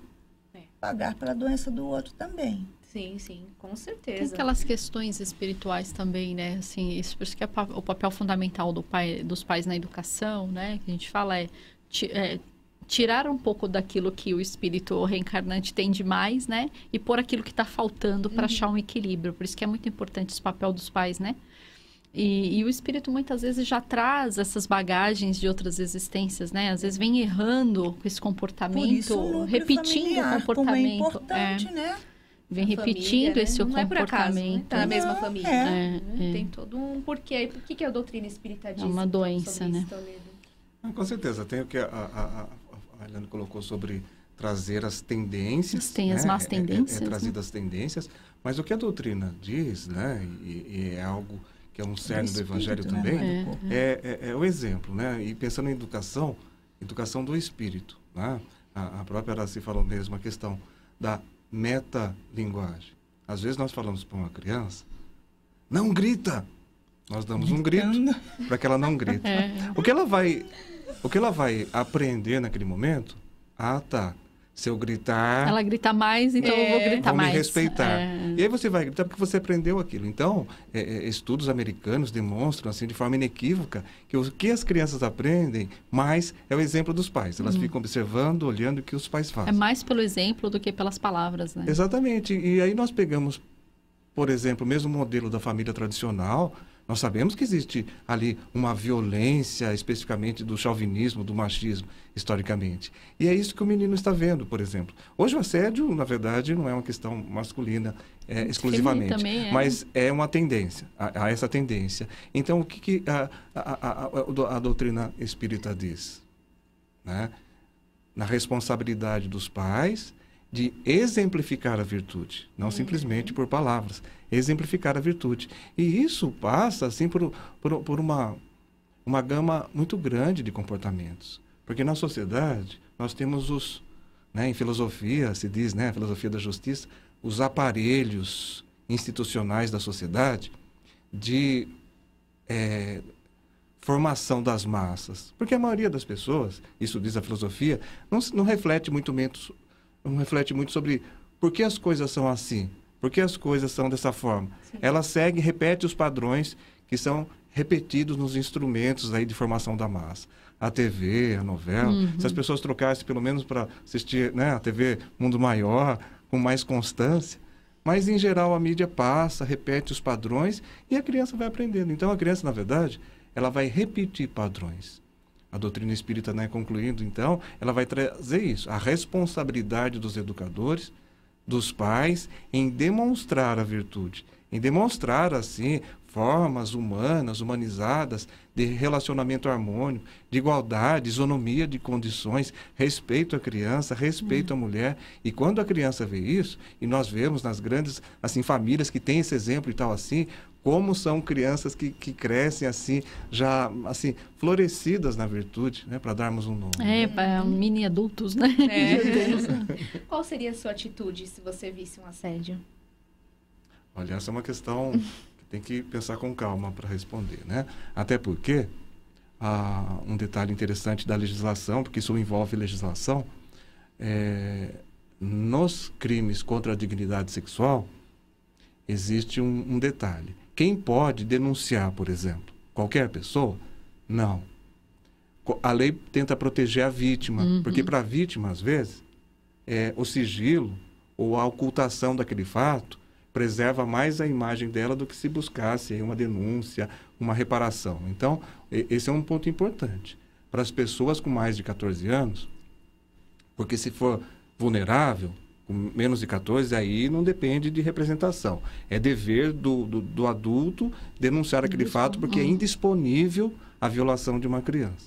Mas, no caso do adulto, ele pode optar em denunciar aquilo não. Então, pensemos nós, né? Nós presenciamos uma circunstância. Nós podemos denunciar? Não, nós não podemos denunciar. A denúncia só pode partir da vítima, se isso é interessante no meio que ela está. Então, o que nós diríamos assim? Nós poderíamos oferecer ajuda, porque se nós testemunhamos o fato, nós podemos chegar à pessoa e falar assim, olha, se precisar eu posso te testemunhar, porque eu vi o que aconteceu e posso testemunhar onde for necessário e tal. Eu posso te ajudar no que for necessário. Nós podemos oferecer, dependendo da circunstância, dependendo do grau de relacionamento, uma ajuda, um braço amigo, um consolo, né? São N circunstâncias, mas talvez oferecer oferecer-se como testemunha é algo muito importante, porque nós sabemos que as pessoas fogem. Geralmente, quando não é com nós, é com o amigo, se é no trabalho, nós pensamos assim dentro... Não é assim, comigo. Não é comigo. Fala, sinto muito, não posso te ajudar em nada. Então, eu diria que é um ato muito corajoso nós dispormos a testemunhar assim quando a parte nossa, é verdade. Por aí, né? Nossa, O que você faria, Elaine? Se você visse ou sofresse, eu concordo com o Toledo. Eu ia brincar, eu ia falar, eu ia oferecer a minha mão. Quer que eu te ajude a meter a mão, né? Tô aqui, tem ó. esse lado, né, italiano, né? Mas eu acho que o Toledo claro, tá correto. Mas também amparar, né, a vítima, porque às vezes a gente que sofre uma violência dessa, até cair a ficha que está acontecendo, demora alguns instantes, né? Não cai mesmo. muito bem não é na hora que você percebe, porque às vezes o negócio é tão grave que você não acredita, né? Fala, tá acontecendo isso? Que aconteceu isso. Mas foi comigo? Isso aconteceu mesmo, né? E você ter realmente uma pessoa que te ampare, que te ouça, ajuda às bastante, vezes até te aconselha, eu acho que é muito importante, né? E não só a questão legal, mas a questão humana, né? De que forma que a gente pode ajudar a vítima. E se a gente tem oportunidade de dar um esclarecimento pro agressor aí, né? Às vezes não num crime mais grave, mas às vezes até num comportamento repetitivo, por que não, né? Se a gente tem esse acesso a essas pessoas, e se é no ambiente de trabalho, será que seu comportamento está correto, né? Não está pegando bem, talvez você não esteja mal intencionado, mas para quem está de fora vendo isso não está legal.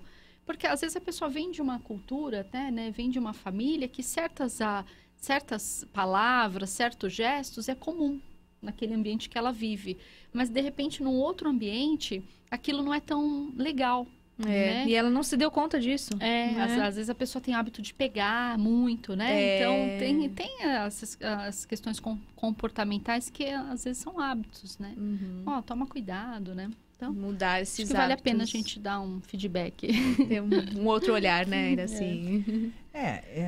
No caso da pessoa vítima, se caso for mesmo uma vítima, porque a gente vê muitas pessoas, muitas situações que a pessoa se coloca como vítima e até denuncia como vítima, e você percebe muitas situações que de vítima não tem nada, né? O que tem ali é uma má fé, enfim. A pessoa está agindo como uma pistoleira, sei lá, né? Então, o comportamento é que não é de interesses. Mas no caso de vítima, a primeira coisa que eu faço é acolher para um lugar reservado, conversar muito, buscar esclarecer, sim, de todas as formas, acolher também de forma física, se não teve dano, qualquer coisa, né, com profissionais da área, tudo, muito psicologicamente, espiritualmente, e orientá-la, sim, a denunciar. Porque uma pessoa que faz isso, ela não faz uma vez. Se ela faz uma vez e a vítima se cala, está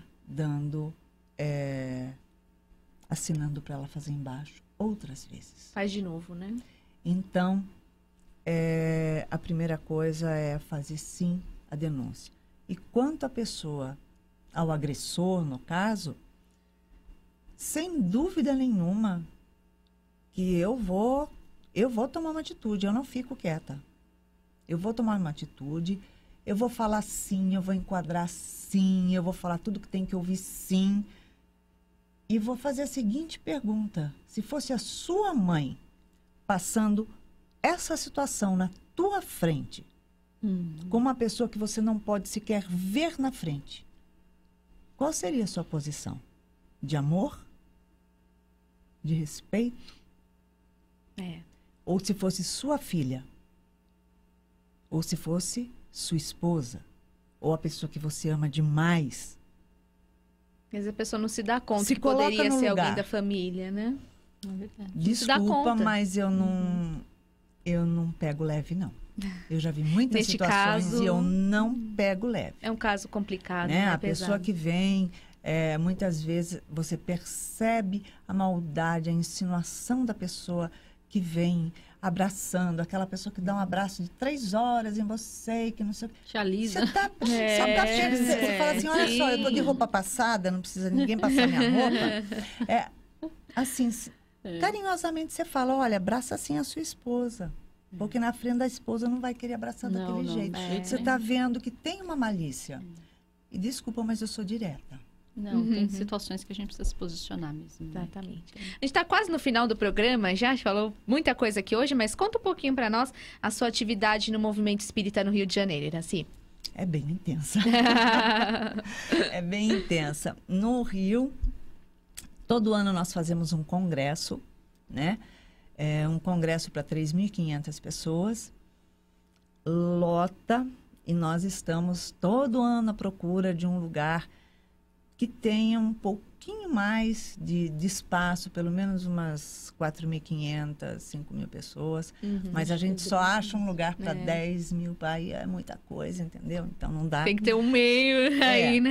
A nossa casa tem sempre muita atividade, a gente sempre faz muitos eventos, congressos, encontros na casa. E agora nós estamos lançando um outro trabalho dentro da nossa casa. A gente lançou a Consciência Editora Eventos. Nós estamos lançando agora uma viagem para o México. Olha que legal! E essa viagem para o México é um roteiro que nós estamos fazendo, um evento que nós estamos fazendo, que vai ser do dia 2 ao dia 12 de outubro, para todo o país. Então, a gente contratou uma operadora séria para fazer todo o trabalho. Então, de qualquer parte do país, né, a gente vai fazer esse translado e a gente vai para o México fazer todos os passos de Juana Inês de la Cruz. Quem é a mentora da nossa casa, Joana de Ângeles, né? Fala o nome da casa que o pessoal não conhece. Seja Barra, que é o Centro Espírita Joana de Ângeles Barra. Ótimo. Vale a pena conhecer aí. Como é que começou sua amizade, até pra gente já tá terminando, né? Com o Divaldo Franco, como é que foi isso? Tem muito tempo, muitos anos. E quando nós nos encontramos num evento, numa outra casa, e que eu não podia me afastar dele, que eu tinha uma crise de choro descontrolada e que isso não é o meu perfil. E aí, depois, quando eu estava próxima, estava tudo bem. Quando eu me afastava, eu tinha essa crise. Então, eu perguntei para ele o que estava acontecendo, porque não era o meu perfil. E aí ele disse que nós estávamos nos reencontrando. Era um reencontro de almas amigas de várias encarnações que estivemos juntas. E estávamos nos reencontrando novamente para dar continuidade ao nosso trabalho. E, ou seja, surgiu disso, nós fundamos juntos. Ou seja... Que bonito isso, não é, Toledo? Né? Não, com certeza, né? História tocante, né? Parabéns pelo trabalho lá e tal. Talvez a gente possa estar no evento do Congresso lá no Rio de Janeiro também. Com certeza.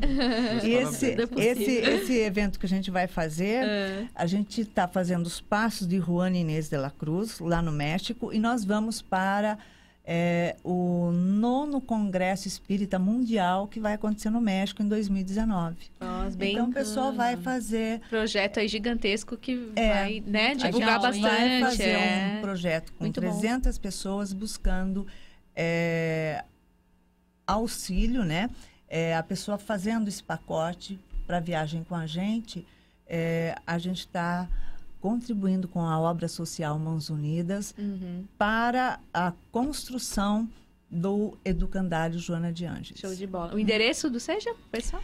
Avenida Gilberto Amado, 311, Barra da Tijuca, Rio de Janeiro. Obrigada por ter vindo ao nosso programa. Parabéns pelo Obrigada projeto, pelo carinho novamente. Obrigado pelo prazer em conhecê-los e a todos aqueles que estão conosco Muito novamente. bom. Obrigada, Elaine. Eu que agradeço pela oportunidade e essa tarde gostosa, essa manhã gostosa. Manhã gostosa. Bom estar com você, que a gente não se vê quase. Tava com saudade de você. Também, viu? Obrigada. Obrigada, Toledo. Obrigado, Vanessa. Obrigado aos queridos ouvintes, aos telespectadores da TV Mundo Maior. É sempre um prazer e tal aqui, esse nosso encontro fraterno. Muito bom, né? Show de bola. Sempre um aprendizado. Eu aprendo muito. Rosa para todo mundo. A gente aprende todo dia. Continue na sintonia da Rede Boa Nova de Rádio, da TV Mundo Maior. Um bom feriado. Amanhã é ao vivo e eu estarei aqui trazendo André Trigueiro e muitas outras participações no Manhã Boa Nova. Até mais.